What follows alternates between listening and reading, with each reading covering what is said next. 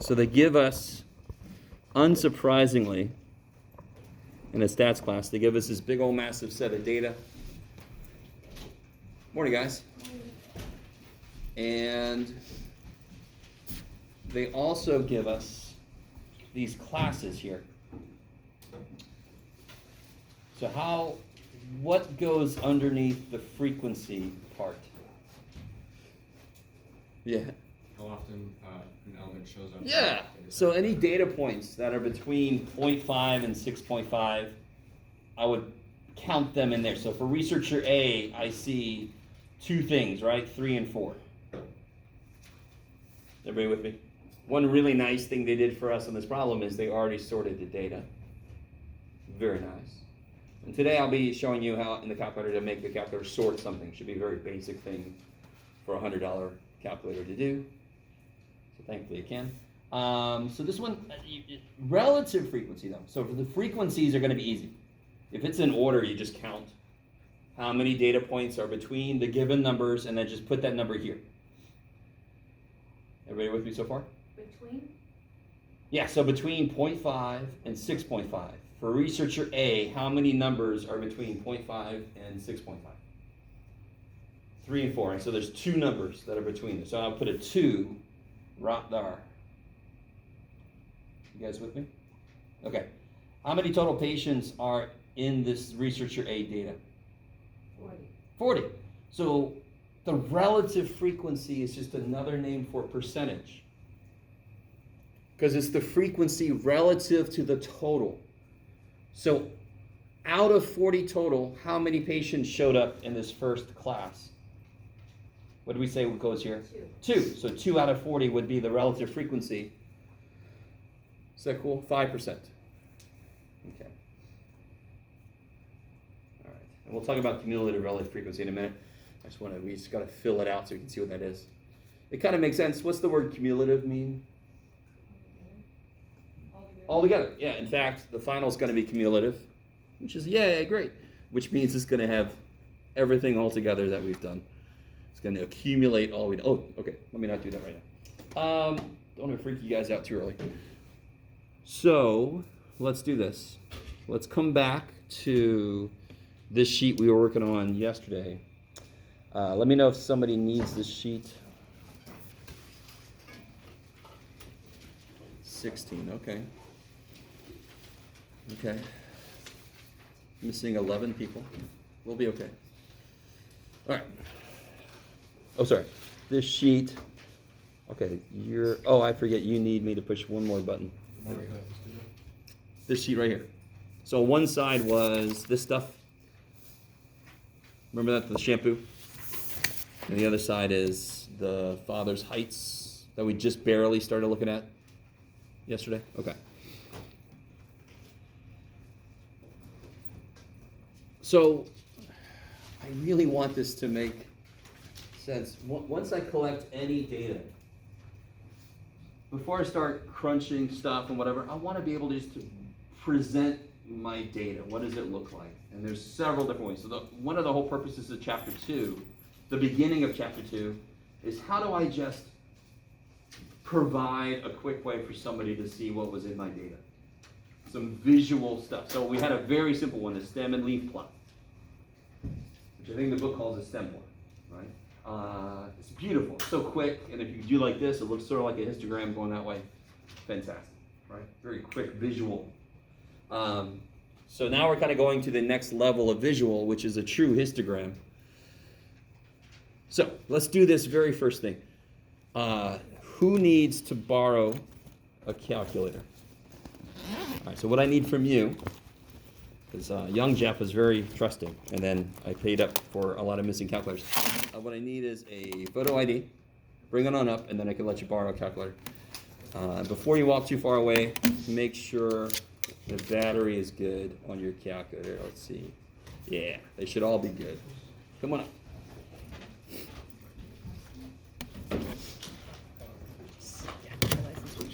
There you go. Thank you. Let me know if the battery's low. They should all be good, I think. Oh, spoiler Jeep. There you go. Everybody else has a calculator? I'll take something more precious like a phone or a key, sure. Thank you. Okay. Call some people. Oh, mystery key. Okay. All right. Everybody's good?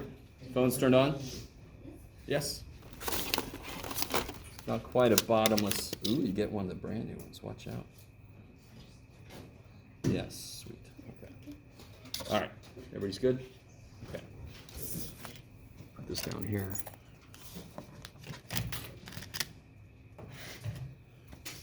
So let's all familiarize ourselves a little bit with the calculator. I think I'm going to want to do, yeah, screw it. I'm not going to use the computer emulator calculator. I'm going to use a real freaking calculator.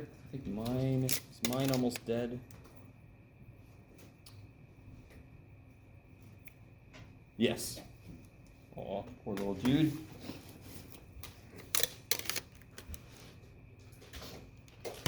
All right, so see if I can make this work well. I think that's okay. Does it take this type of charger? Should be a chunky. Yeah, it's chunky, dude. Yeah, it takes one of those.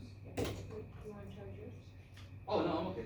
I'll be able to charge my other one back in my office. I just keep forgetting to plug it in. I really appreciate those. Thank you. I don't know. Let's see if anybody gets this reference. I want to put little decals on there to make it look like a police box. You trying to do the TARDIS? There you go. Okay. If you didn't get the reference, you're fine. Don't worry. Okay. So some really basic stuff for this calculator. 'Cause I know a few people said they really hadn't used this calculator much at all. If you've ever used a scientific calculator, one huge advantage it has is if I plug in 7 times 3 minus 11 divided by Jeff. Not divided by Jeff. Divided by 6. Let's say 7 times 3 minus 11 divided by 6, right? I can see the whole damn thing. So it's much better than one of those little tiny 4 function where you put a number and then you put the plus 7 and the number disappeared and you don't remember what the hell you put in there. So if everybody would do this with me, let's just do a few things together, right? 7 times 3 minus 11 divided by 6. Let's see what the hell that is. Neato. Okay. Now, real quick, let's say that I wanted to take the square root of that number, right? Right now, this is not going to seem like a huge thing, but it is going to become a really big thing for us. One thing that sucks in math, there's some of the formulas we use are huge. So let me show you a couple things that will help with that. Let's say I want to take the square root of that. Do you see how the square root kind of makes sense? It's above the square button. If you ever want to access something above another button, you got to use the little second. It's like going to the second floor. It's like a shift key. Second, square to get square root. And watch this. This is one of the best buttons on this calculator is the little ANS button right down there. So if I hit second, negative, ANS, it's a memory thing that holds the last number that was on the screen. So right now, ANS means 19 point blah, blah, blah, blah. So once I hit enter, it's done the square root of that, which makes sense because the square root of 16 is 4, so the square root of 19 should be a little more than 4. Now what is in ANS? 4.3 blah, blah, blah, blah, blah, right? One little thing, if I just hit divided by, it assumes I want to divide that number by something, right?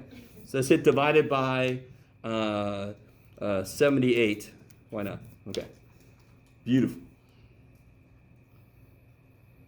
Everybody with me so far? Nothing amazing, but especially if you've never used one of these calculators before, you know. Now let's say I want to raise that to the 5th power. Right, if I want to square it, that's easy. I can just hit that button there. But what do I do if I want to raise it to the 5th power? Does anyone know? That little caret, that I call that the to the button. So blah blah blah. Sorry? The to the button. Watch this. So 0.056 blah blah to the bam 5th power.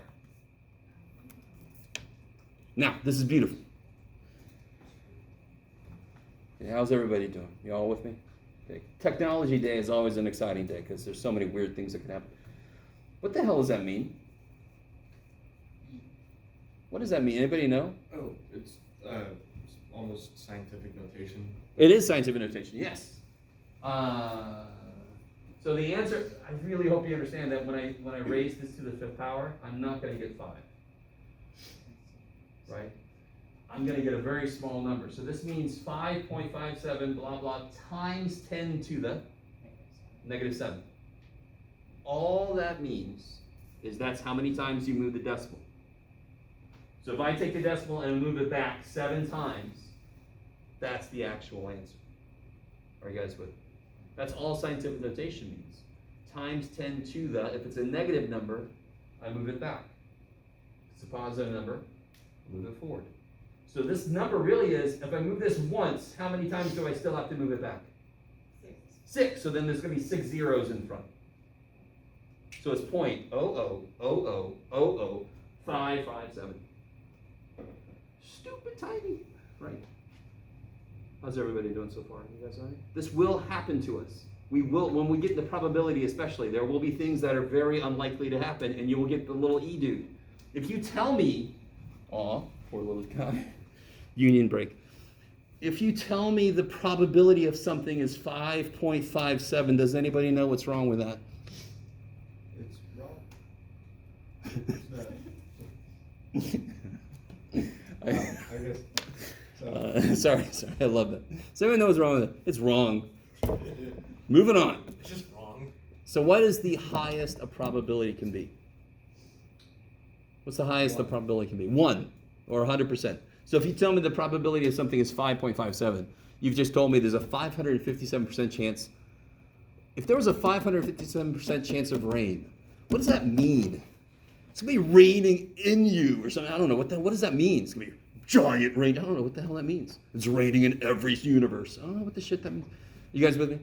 So be really careful about looking for that E dude, because we will get very small numbers on certain things. And sometimes maybe some pretty big numbers that'll have E positive 7 maybe or something. Everybody with me? Okay, it's not going to happen soon, but it's coming, well, chapter 3, which is relatively soon. Let me see. Okay. One more thing I want to show you, if I remember. Oh yeah, here's a really cool button. Let's kind of start fresh. Everybody hit clear. That's always nice. I don't know if you're like me, I'm like, just clear the damn thing. Let me start. Okay. If everybody would please do 9 minus 8 times 11 divided by 56.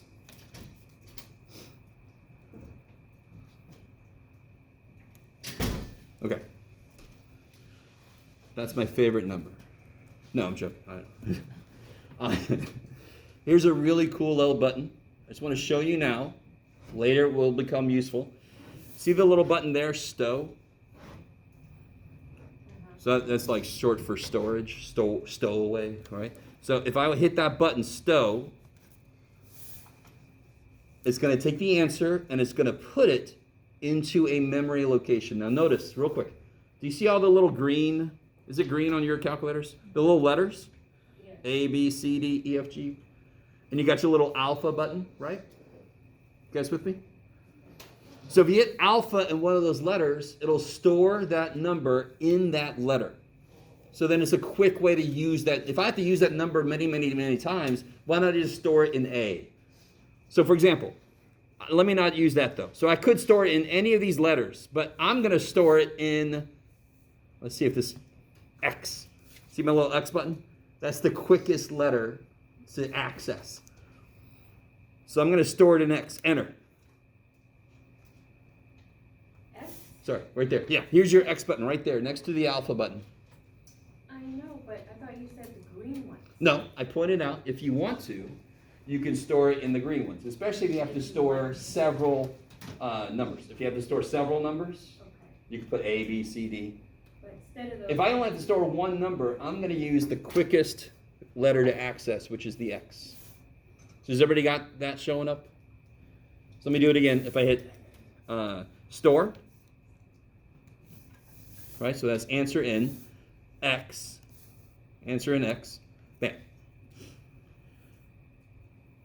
So can somebody estimate if I say 5X, what, oh shit and a half. If I say 5X, that should be 5 times 7.4, which should be roughly what? What's 5 times 7? Well, it should be roughly 37, 38, yeah? Let's see what it is. Yeah.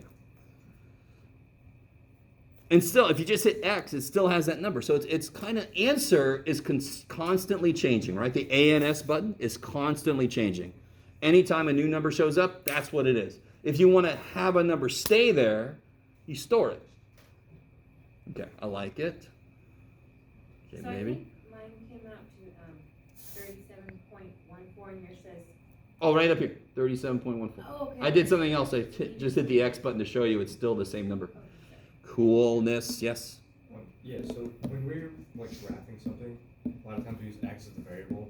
When you That store- won't mess it up. It's Yeah, it beautiful. won't mess it Yeah, up. thankfully the calculator realizes you're using X right now as a memory location. It uses X differently when you go to graph something. Yeah. I like it. Okay. Everybody okay? So real quick, if I wanted to do this problem,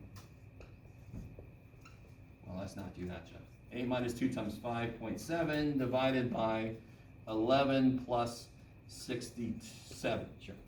I love how I say something different as I write. If I put that in the calculator, if I put it in like this, 8 minus 2 times 5.7 divided by 11 plus 67, is that going to give me the right answer? No, it will not. What's the last thing I would do in this problem? Division. The division, right? I've got to do the top first and the bottom next, and then I have to divide those two numbers, correct? How do we know that? We're humans. We can see the big ass bar. The big ass bar means there's an understood parentheses up here, and there's an understood parentheses down there.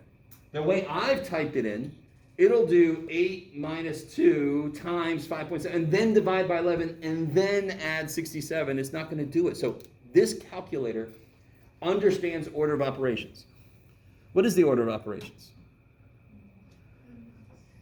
PEMDAS? What's it mean? Please excuse my dumb ass son. That's right. Or one semester, this is not me, one semester one of my classes said, Jeff, what about please excuse my deficient algebra skills? And I was like, if you want it to be that, it's fine. Or dear Aunt Sally. All right. It knows this. So if I type that shit in, it is going to divide first. Because division comes before addition or subtraction. So that's not the right answer. I'd have to put in there parentheses. 8 minus 2 times 5.7, close parentheses. Tell the poor little calculator dude, thank God this calculator does not have eyeballs. That would be scary as shit. It's like, here calculator, do the work. No, that would really freak me the shit out. I don't know if you guys are cool with that, I don't know. Divided by, I forgot what the problem is, 11 plus 67 in parentheses. You got the parentheses at the very bottom, you hit second? Right there. Right there. Look up there. Oh, yeah. Right up here, yeah. Negative 0.04. Yeah, cool. Sweet. Thank you. Is that all right? I mean, those are a few things. I just want you guys to understand a couple of basic things to be careful of. We are going to be using formulas that look a lot like that. And if you don't put them in correctly, you're dead from the beginning. Now, I do give partial credit. I'm not one of those teachers that are binary. You get the answer right or wrong. That's so suck. I've had that kind of teacher, and I made one mistake right at the end, and the whole thing was wrong. And I'm like, what the shit? That took 7 pieces of paper. All right. So I do give partial credit, which is why I have a shirt. I'm going to wear it eventually. It says, show your work. Work is the most important thing. Because that's what I'm here to help you with. Right?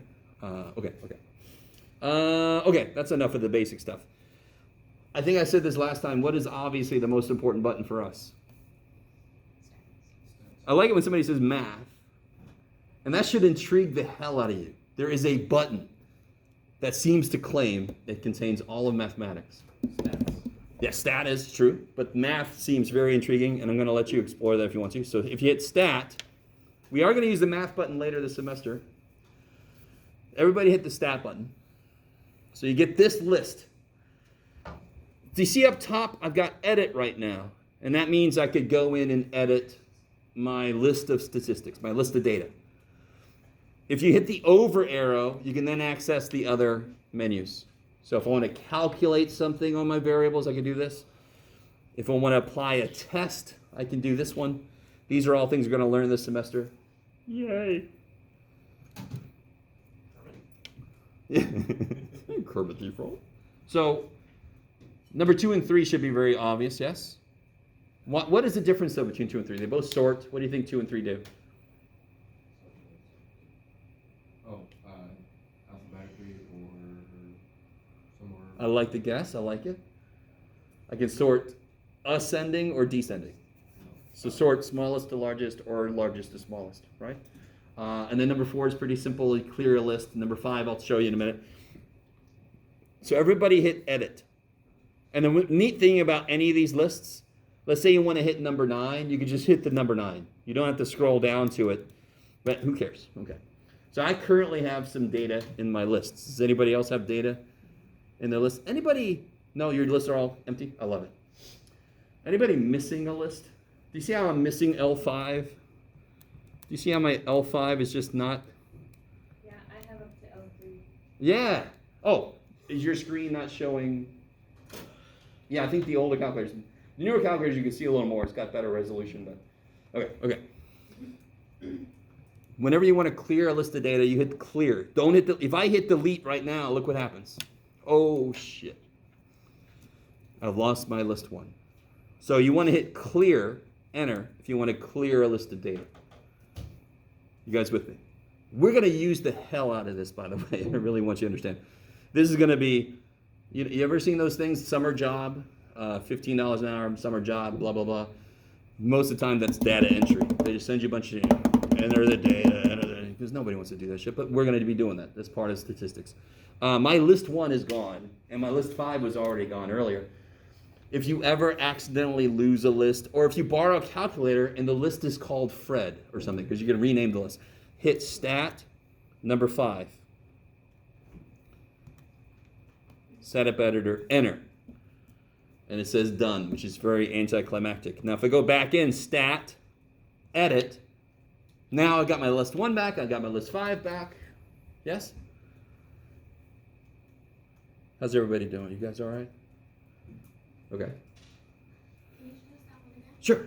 Hit stat, setup editor, number 5. So I can either scroll down to it or I can just hit the number 5. And then it says setup editor. Are you guys with me? What happened? So stat, number 5, enter. Now, of course, I got it in there twice now. So then it shows up and then you hit enter. Done. And then when you go back in, stat, edit, you should have all your lists.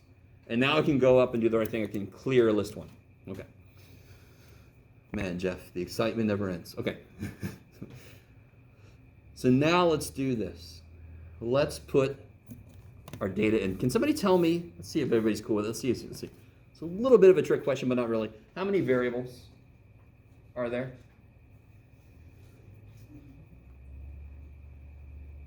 In this problem, number 4, how many variables are there? 40. Nope. There's 1. The variable is father's height. How many data points are there? Yeah, whatever, Jeff. I'm sorry. Hello. Nah. No, I'm sorry.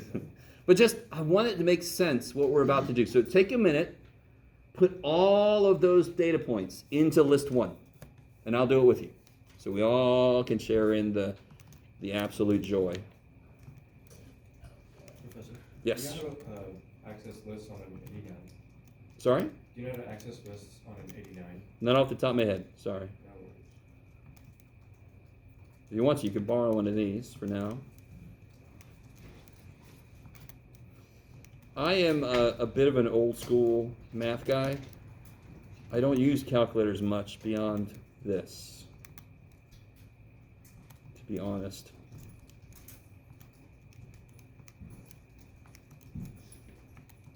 Hey, Sorry, I'm late. we're doing, I think you got a copy of this one, right? Yeah. Okay, so we're doing the reverse side of it, yeah. Shoot, where did I leave off? Okay, I think I'm there.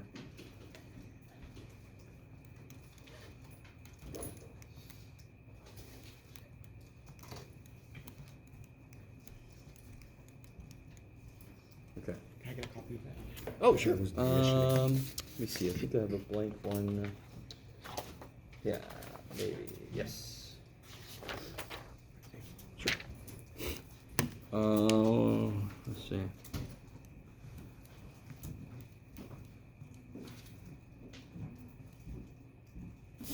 Oh, I can do that also there. get a blank one? Yeah, yeah. Anybody else need a copy? I'm sorry, guys. This is that same sheet from yesterday. Thank you.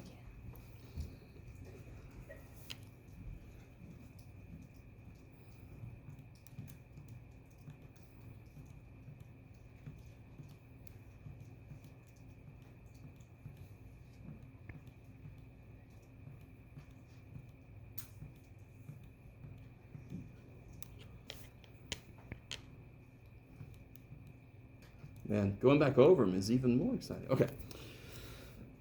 So I do give partial credit on basically everything. So if you make a mistake, like it's obvious to me you just typed a number in wrong for some calculation, I will take like a point off for that and then just go from there. Does that make sense?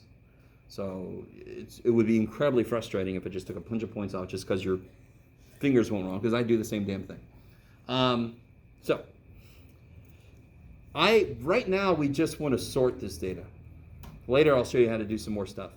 So where was sort at again? How do we get back to sort? Stat. And then I could do, so let's sort ascending. And notice how it's kind of like a function. It's got a parentheses waiting for input. You got to tell it which list to sort. Nicely enough, above the number 1 is list 1, above the number 2 is list 2, and so forth. So I just would hit. Is everybody with me so far? Has everybody got sort showing up? Please let me know the minute I lose you. Technology days are like that. So if I hit sort and then I hit second 1, it'll say sort list 1. And then this is really, really anticlimactic. Enter. Done. And you're like, okay, thanks, calculator. So now if you go back in, stat, edit, yay. The worst thing to see right here, by the way, is if the first number was a 6 and you're like, oh shit, I mistyped something. Which one did I mistype? And then you almost have to like start over again. So I understand data entry and the excitement of data entry. So let's double check what we did last time. Remember how we made these classes? I think I had the work over here. So I tried to make this a very physical idea. And then we talked about the panels in the back because they are rectangles just like a histogram, and I try to make it really make a lot of sense. I want to know how much space I've got to cover divided by how many panels I want to use, and that will tell me how wide each panel has to be. Are you guys with me? If I made, now thank God I'm not going to make you make them like a decimal. But if I made them 3.6 exactly, it would fit perfectly. But we just want every data point to have a home. So if I make it go 4 each, then it will definitely cover the entire data set. I don't want to make it go down to 3, because then it wouldn't cover the whole thing. Does it make sense? So a lot of things in mathematics can actually be looked at in a physical way, which is great, because we know, live in the physical world. So let me go back to this one. How did we get that 2 last time? Oh, okay, let me do this. So we got 3.6. We raised it up to 4, which means our class width is 4. Our lowest data point was 61, so then the next class must start 4 later, so that they have a width of 4. All right, let me stop for a minute. We're going to run into trouble in a minute, and I'm going to show you an alternate way to do this, and then it's up to you which way you want to do it. So this is the textbook method, so that's why I want to show it first, and then I'll show you the way I do it, which I'm a little biased about, but I think it's better. All right, so let's do this. How did we get that 2 there last time? What's that 2 mean? The number of data points in the range. Yeah. So how many data points are between 61 and 64? 2 of them, right? All right, keep going. I'll go along with you. Let's see.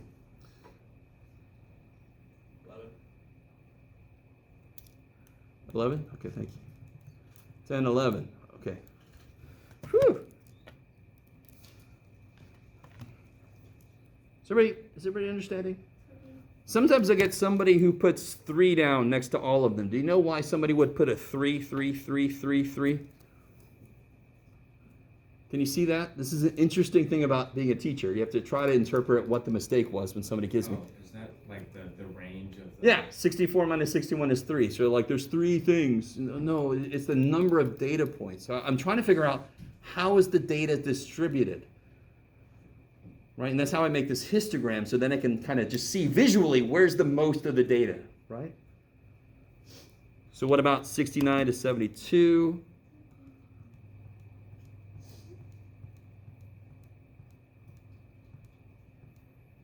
$13, I think, is that right?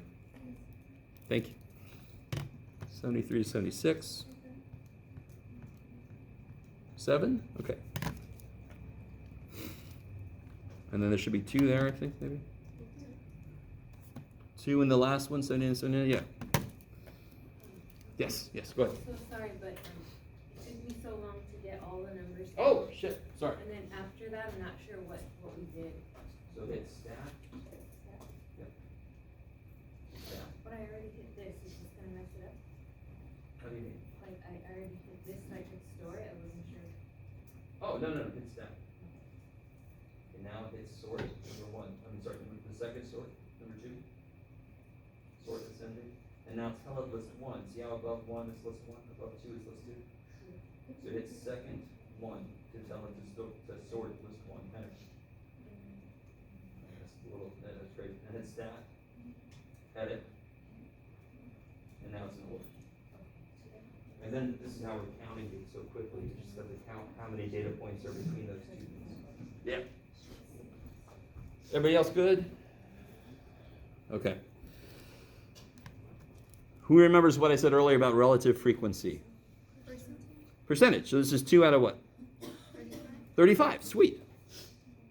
And real quick, how do I check to make sure I didn't miss anything? What do these add up to be, thankfully? They add up to be 35. So just do that real quick check. Make sure you didn't miss anybody, right? Or else all your percentages are going to be off. Okay. We doing okay? So what's 2 divided by 35 as a percentage? I get that. So like 5.7%. Is that cool? Do you guys get that? We're not going to tell you, Jeff. All right. What about 11 divided by 35?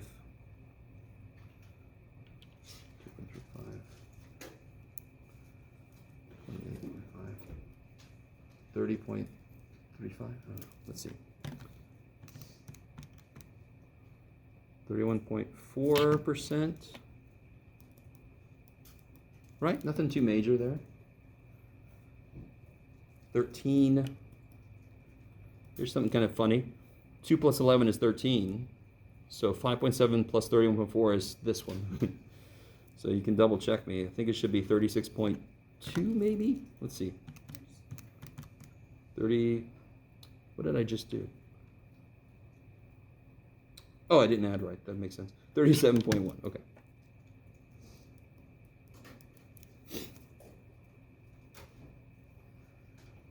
Yes, sorry. How do we get back to the normal math calculator? Oh, anytime you're somewhere you don't want to be, let's say I accidentally hit something, I'm like, what the shit? Or you're in here, right? Hit second mode to quit. It'll always take you back to what I call the home screen. Second mode, it'll quit, yeah. 7 divided by 35 reduces to 1 over 5, goes back up to 20 over 100, so that's 20%. Or just throw that sucker in the calculator. And then 2 we already did.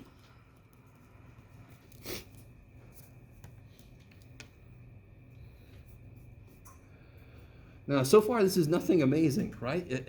Really, relative frequency just says what percentage of the data is in each class, correct? Are you doing, so for the rest of them over here, it's just like these numbers divided by 35, right?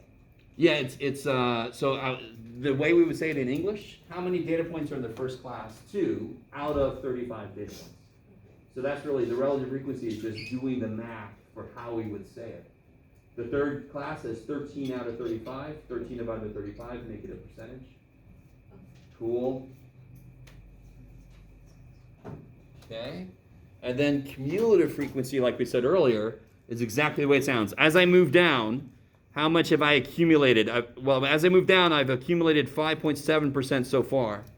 Then I go one more step down, how much total have I accumulated by the time I get to the second row? 37.1%. 37.1%. Then I keep going. So that becomes 74.2%. sweet. Is everybody understanding where these numbers are coming from? So, as I move down, I've collected 5.7% so far. Then I add this to it. Then I add, so I'm accumulating percentage as I move through. Okay. But, I don't know what to do with these numbers.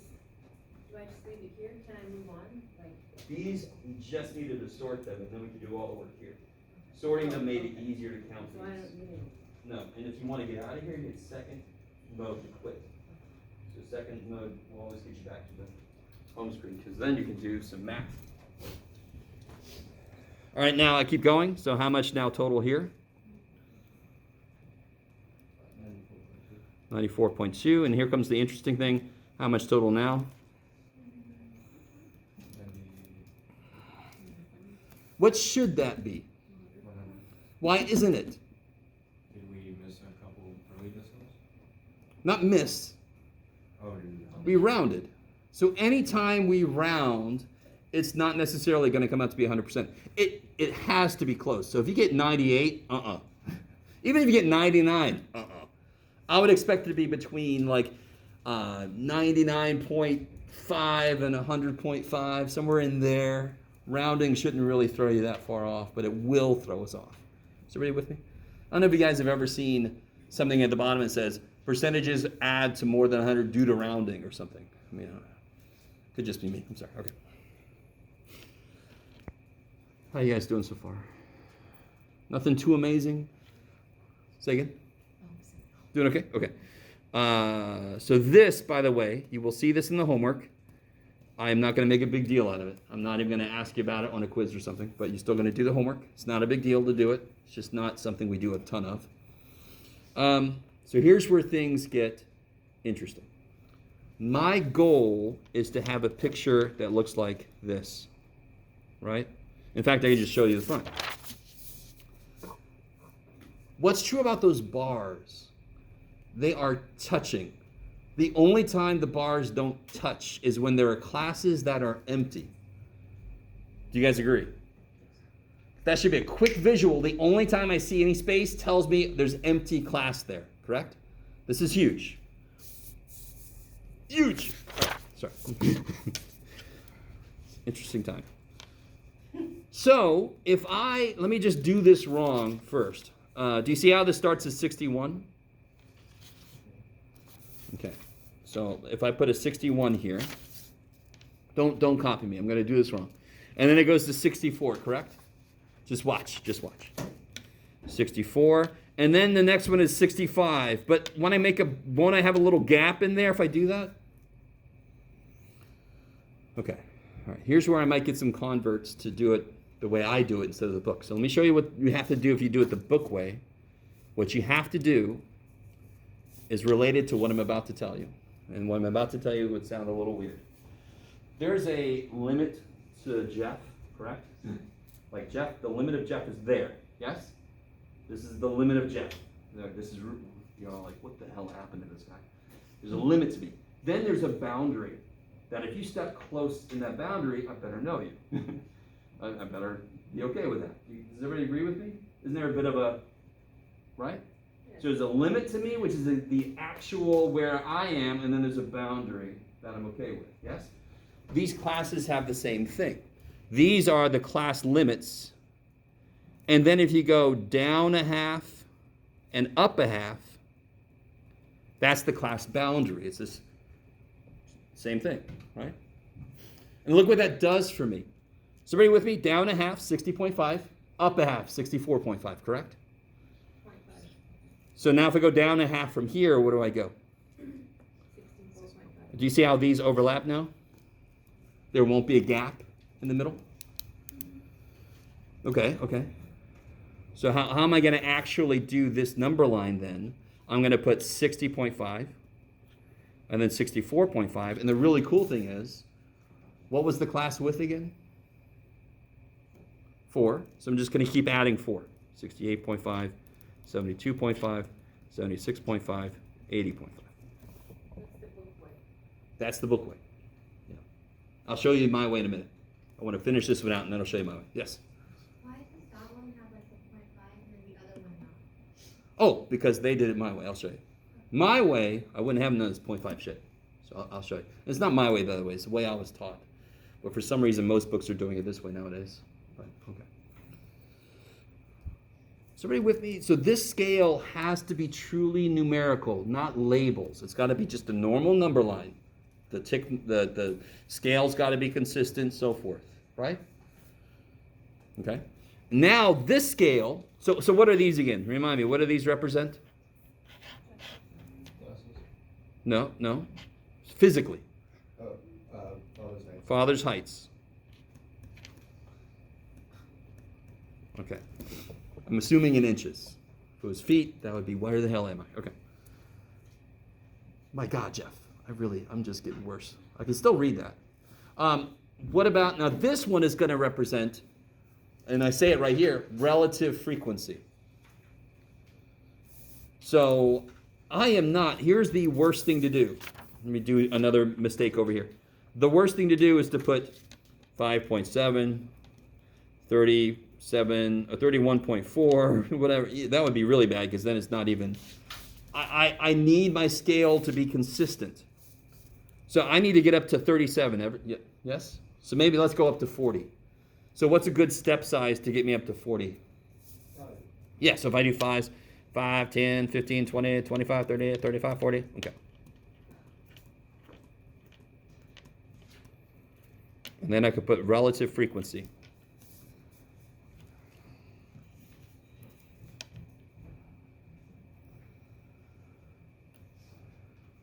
Okay.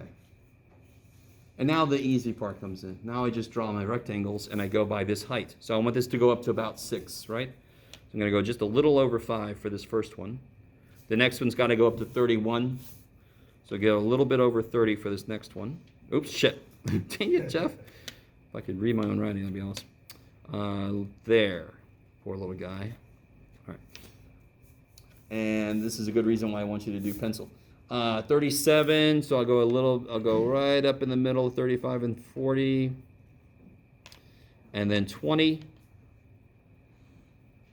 And then 6 again, roughly.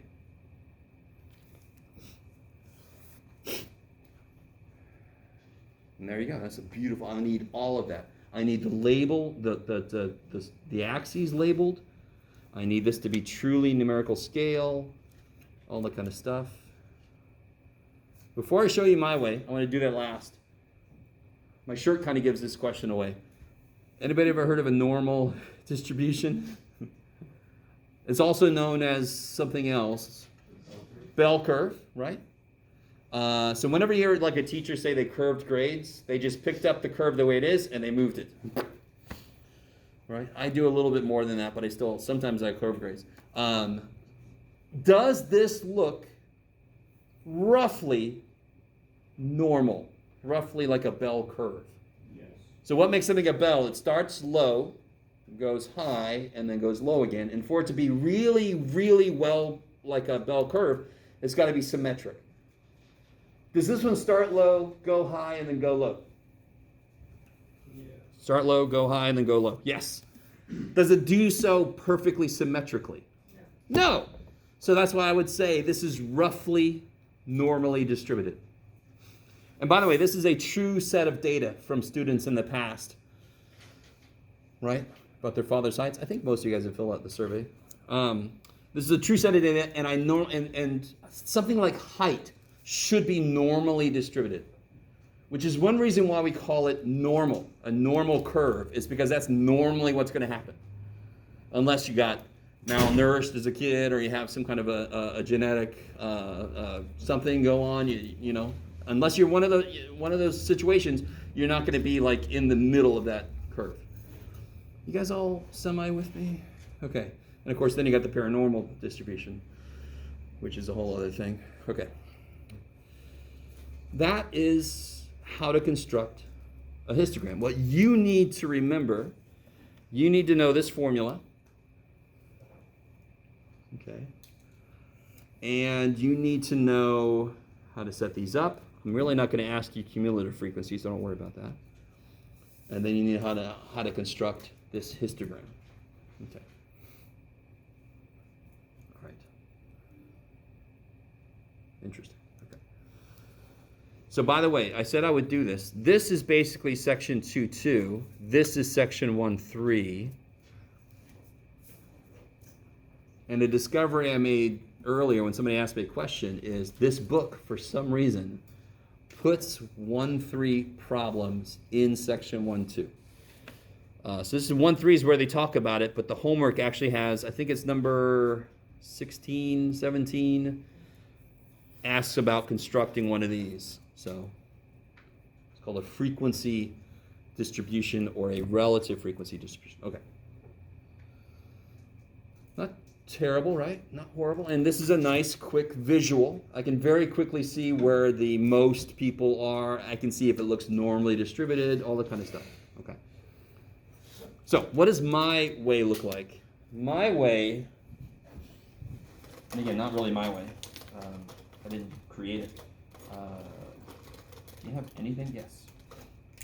See if this even shows up. My way, instead of doing 61 to 64 and so forth, let me see. Do like this.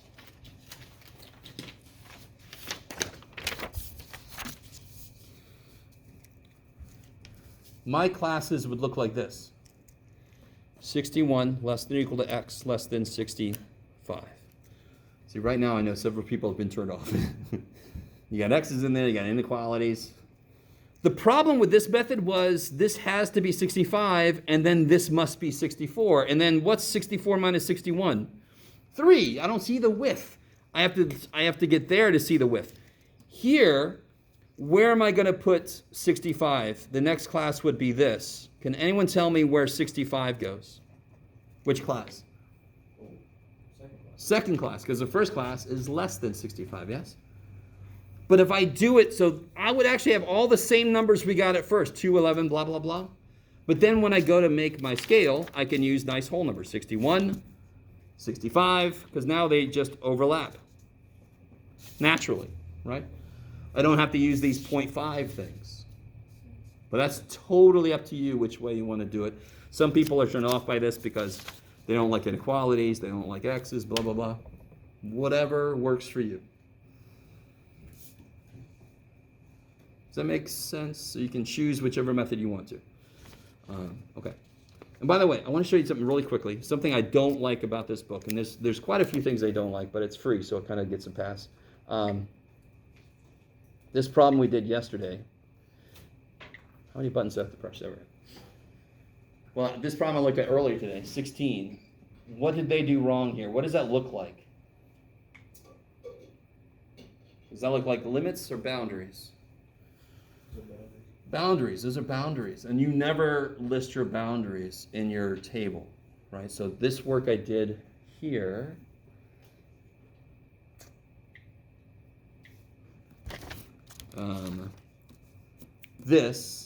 I'm never going to show these numbers. They're going to show up on the graph.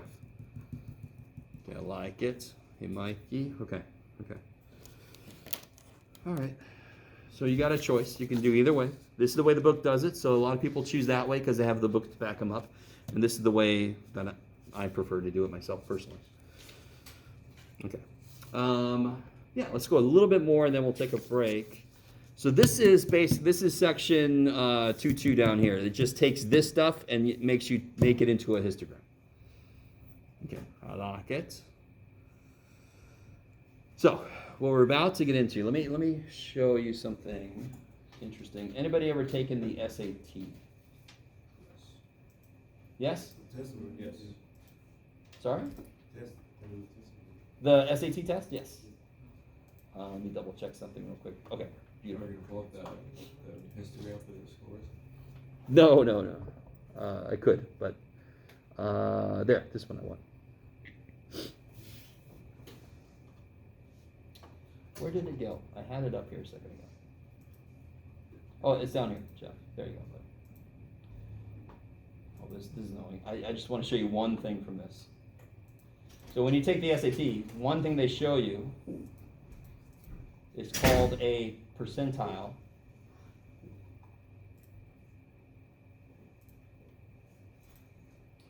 Where they put it? Darn it.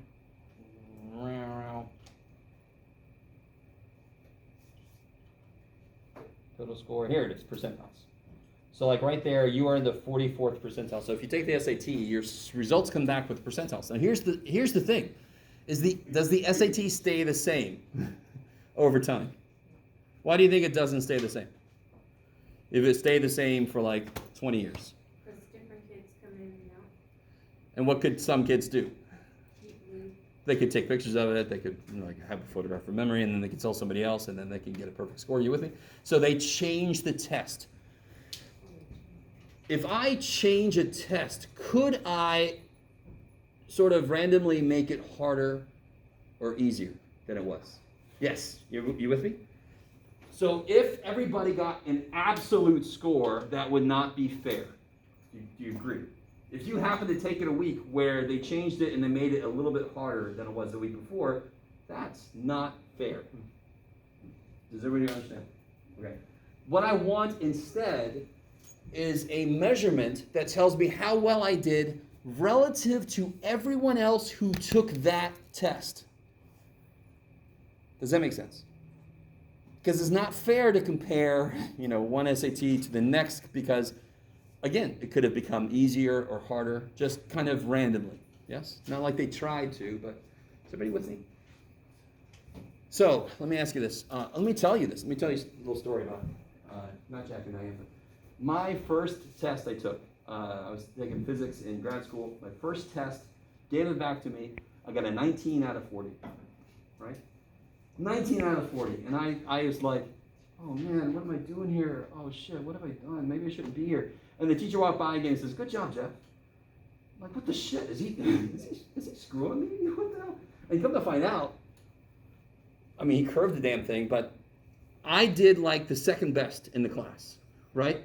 19 out of 40 was second best, because this guy was just kind of infamous. I didn't know this, but he liked to put problems on the thing just to see what we would do. And then he would curve the hell out of it. Do you understand what I'm saying? So relative to, so 19 out of 40 sounds horrible. It's less than 50%. Yes? So if someone in that particular class with that test got like 100%, he would have been suspicious about it. Oh, hell yeah. That would have been almost creepy. That would have been almost like, what kind of being are you? Yeah. But I really want you to understand, if you make a 70 on a test, right? Does that really by itself tell you everything you need to know? No. In fact, every time we take a test or a quiz, I'm going to give you more information than just, here's your grade. I'm going to tell you the grade distribution. I'm going to tell you some other stuff we're going to learn later. But one thing I could do is tell you your percentile. Now, if I score in the 80th percentile, maybe I should do it up there. Yeah. In the 80th percentile for something. Shit. Oh, I hate all these buttons. Bam. Okay. So if I score in the 80th percentile,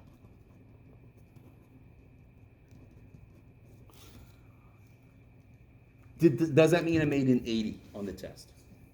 No. Does anyone have any clue what that might actually mean if you scored in the 80th percentile? 80th place? Not really, unless there are 100 people. Your score is greater than that of 80% of the people who took it. 80% of other people who took that test scored below you. Everybody with me? So a high percentile is then always good. Well, on a test, you want a high percentile. If you're playing golf, you want a low percentile because low scores are better. You guys with me? Yes? So don't think high percentile good always. My speed in a race, high percentile. My time to finish a race, I want a low percentile. Does that make sense? Okay, so don't be careful to make too many generalizations. But anytime I see a percentile, that means that percentage of everybody else scored below whatever I did, or that percentage of the data was below my data point. You guys with me? So I made a 19 out of 40, but I was in the 95th percentile or something crazy, right? But for a moment, I was having an existential crisis. Like, what have I done? Okay. So let me ask you this. Let's do an actual problem. This is I will admit right at the top, this is a bit of a troll problem, but I'm just trying to make a point right off the bat. I'm going to make up some data. I'm trying to get 10 data points, and I can't make them and count. 1, 2, 3, 4, 5, 6, 8, 9, 10. Okay. So there's 10 data points. Written in Jeff E's. Okay. Good Lord, that made it worse. Okay. Can somebody take a guess as to what number represents the 80th percentile for this set of data? So if I have this set of data, yeah. So I got a vote for 30. Now, why'd you say 30? Because it's closest to being the highest, but not super. So you're sort of doing it based on like a bit of a feeling. Yeah, Okay. Like a 20% away from 100. Okay. In my head. Anybody else have a guess? 35? And what do you base that on?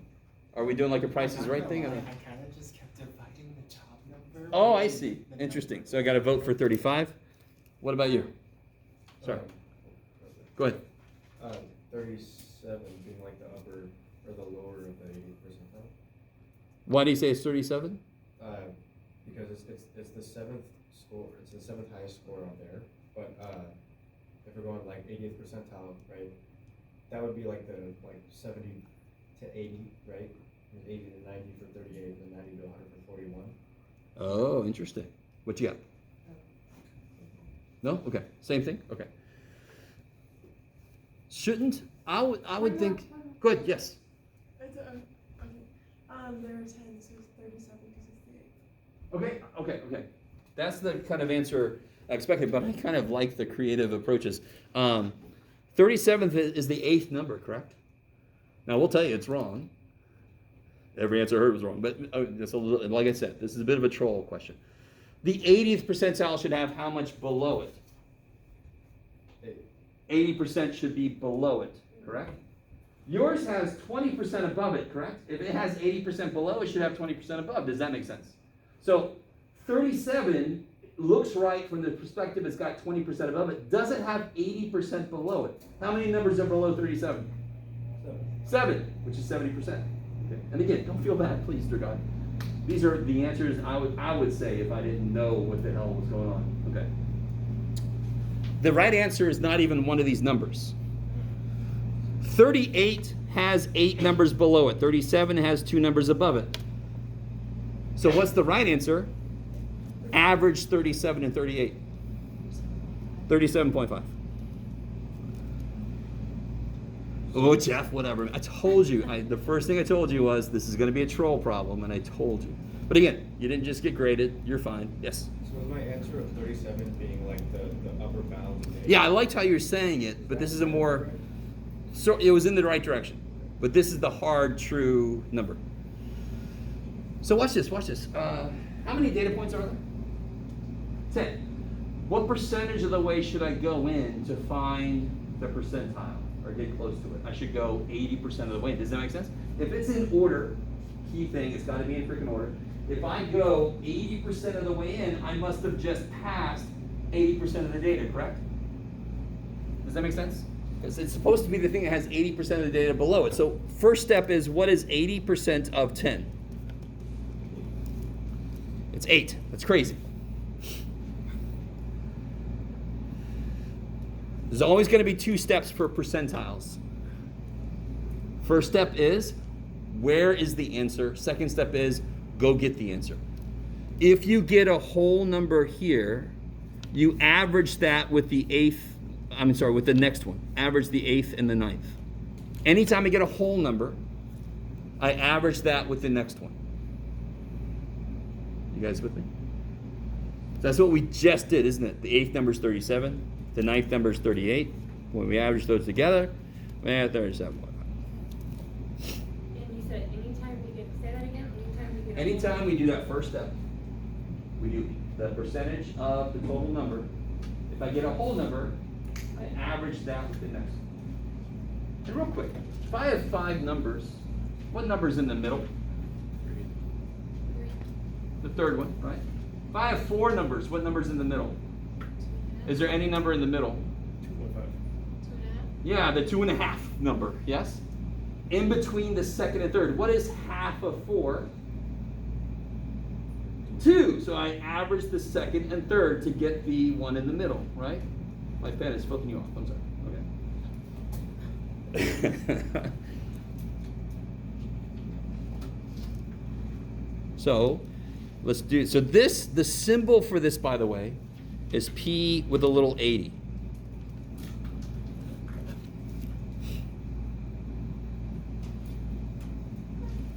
So let's try to figure out what P 17 is. Same data, right? Same data. P17. What's the first step? How far do I want to go in? 17% of? How many numbers do I have? 10. 17% of 10. So be careful. It's not always 10, correct? It's however many numbers we got. What is 17% of 10? 1.7. Is that a whole number? So whenever you get a whole number, you average that with the next one. Anything else, you round up and take that number. So you almost hope for a decimal for that first step, because then you just round it up, and whatever the second number is the answer. What's the second number? 11. So P17 is 11. Now I want to point something out. Can anybody very quickly see what P16 would be? What would P16 be? You shouldn't have to do any work. P16 would also be 11. Yes? P15, 11. I want to point something out. What would P12 be? 12% of 10 is 1.2. Any decimal I get, round up. I really want that to make sense. Just push that sucker up. So I either get a whole number and I average that one with the next one, or I get any other number and I round it up. So what did we get? What should the 50th percentile be for 5 numbers? It should be the third number, correct? What's 50% of 5 though? 2.5. And if I round it up to 3, the third number is the answer, and that makes sense. That actually jives with what we know to be true. Okay, maybe. So there's only 2 things that can happen to us. I get a whole number. Okay, got to average that with the next. I get any decimal. I just round it up and take that number. So what is P12? It's the second number, which is still 11. Why are P17 and P12 the same? Because do I have a lot of data points? No. So there's going to be a lot of repeats. It's not a lot of data points. If I had 100 data points, then P12 and P17 would be different. Okay. Maybe.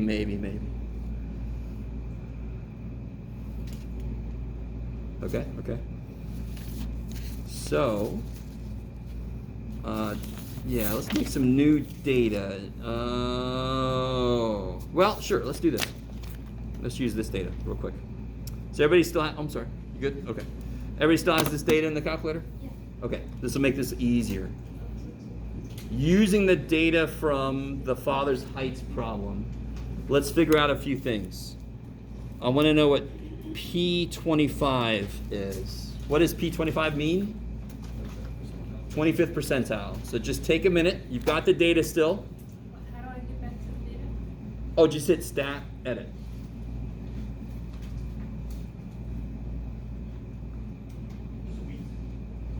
And remember, there's 35 data points for that problem, right?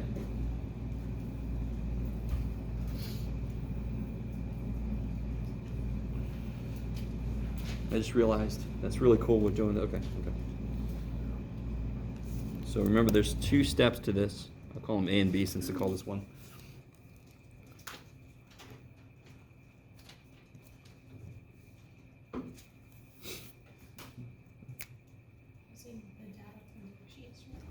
Yeah, that data that we had put in the calculator. So hopefully it's still in there, right? Because that, huh? I can't read. Oh, sorry. I just want to make sure I wasn't putting in there. Okay.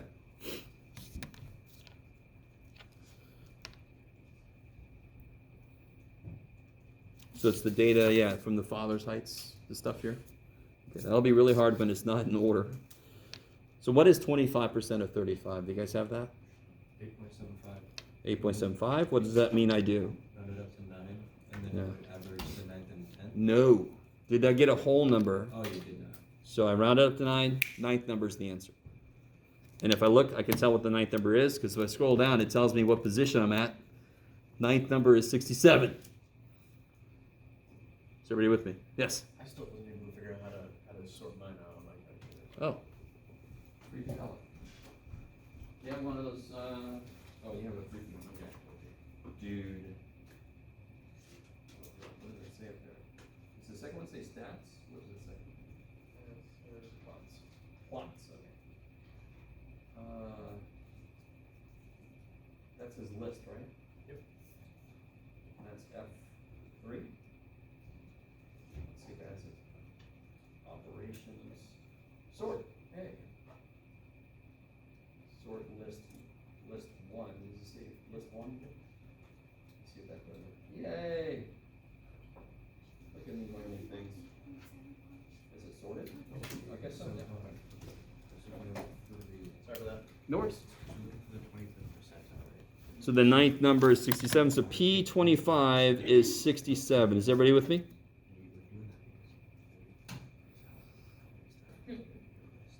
What's up? Let me know. There's 35. What's happening? So we're looking at the 25%. Can, when you were asking about the 20, what's 25 and 35, is there a way to do percent on the Yeah, 25% is what as a decimal? All you have to do is move the decimal back twice, right? Oh. So 0.25. What does of mean in mathematics? If every crate had 3 apples in it, and I have 7 crates, 7 of those crates, how many apples do I have? 21. 21. So of means multiply. So if I want to do 25% of 35, I do 0.25, because that's the number, times 35. Cool. And you should get that 8.75. Okay. That's it. It's not your fault. I noticed like about 10 years ago, roughly, people were coming out of high school not knowing what the word of means in mathematics, and I'm like, that used to just be an automatic thing. So I'm not sure what's happening. Okay. Things have changed.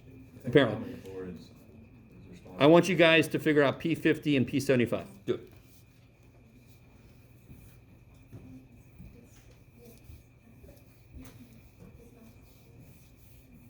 Once we're done with this example, we'll take a break.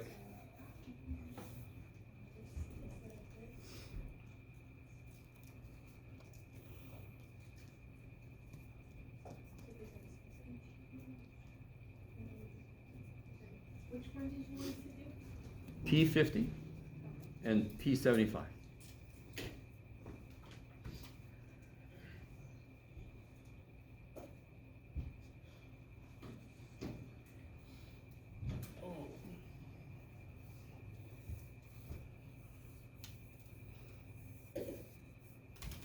I'll show you guys a couple of shortcuts after you've done it the long way. Ha ha ha.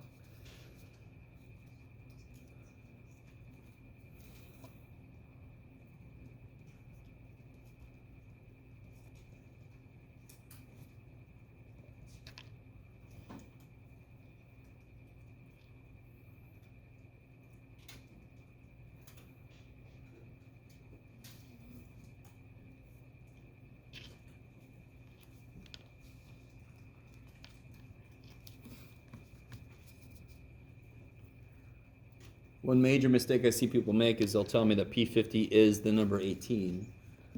But that's not right. The first step just tells you where the answer is. So then I have to go down to the 18th position. And so I get P50 is 70. Right, that's what's in the 18th position. Is everybody with me on that? So half of 35 is 17.5. Round up to 18. The 18th number is the answer. 70.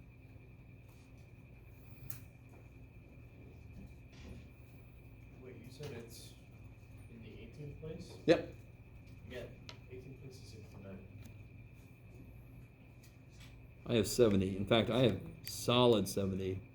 I have 70. We're surrounded by 70s. Yeah, let me see. How many data points did you end up with?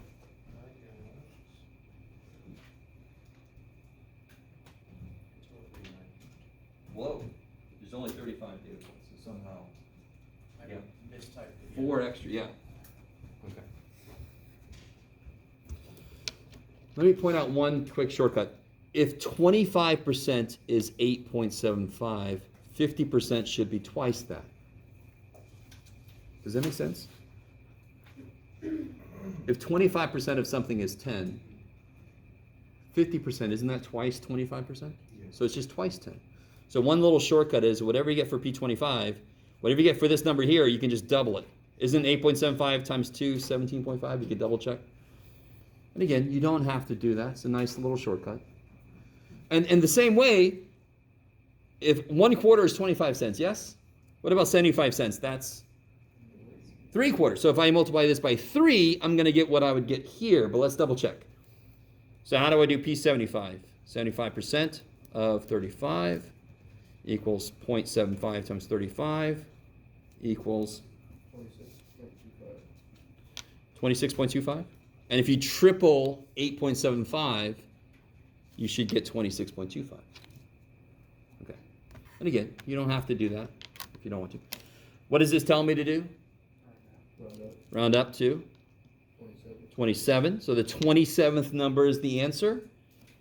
If I go find the 27th number, 73.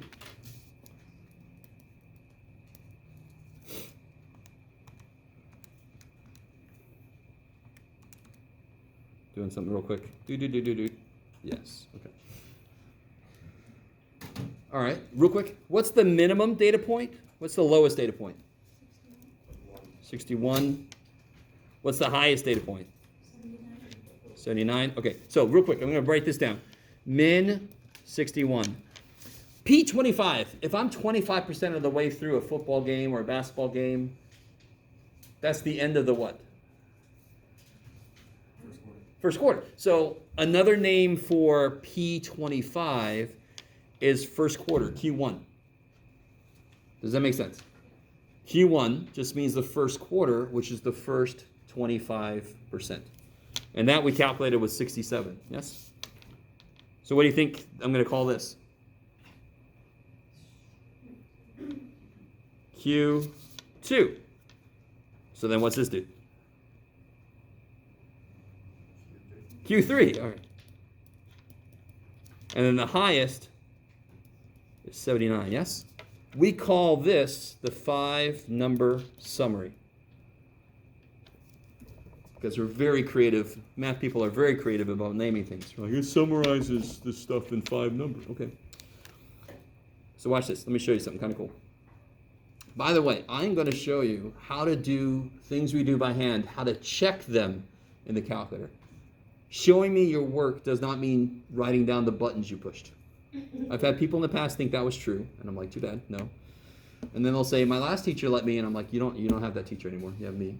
Okay, I'm a very much by hand kind of guy. But everybody should have this data in your calculator, right? And remind me, how many variables were there? 1. So if I go stat, calc, 1 variable stats. Let me know if you have something show up on your calculator is not this. Anybody have something show up that's not this? Oh, wait. Oh, let me do it again. Stat. And then hit the over arrow for calc. 1 var stats. So that means one variable statistics. Does anyone have something other than this show up? What do you got? Well, I'm in 83, so it just gives me. You're good. So if it just says one var stats on the home screen, you can just hit enter because it defaults to list 1. So make sure, if you add this, make sure it says L1, make sure the Freq list is empty, and then tell it to calculate. Don't worry about the first few things. I just want you to hit the down arrow. Look at the last 5 numbers. Wow. Yeah, I love it. It's not quite David Blaine, but still. It's a nice way to check your work. Okay. All right. So let's take a break. Dear God. Let's come back. 5, 10. Let's go back at 10:40. 20 minutes. Say again? 20 minutes back. 20 minutes. Yeah. Professor, sorry I'm late today. Oh, things happen. I'd rather you be here. Yeah. Thank you. Yeah, I was a couple minutes late, not bad. Can I just make sure I'm on the attendance sheet?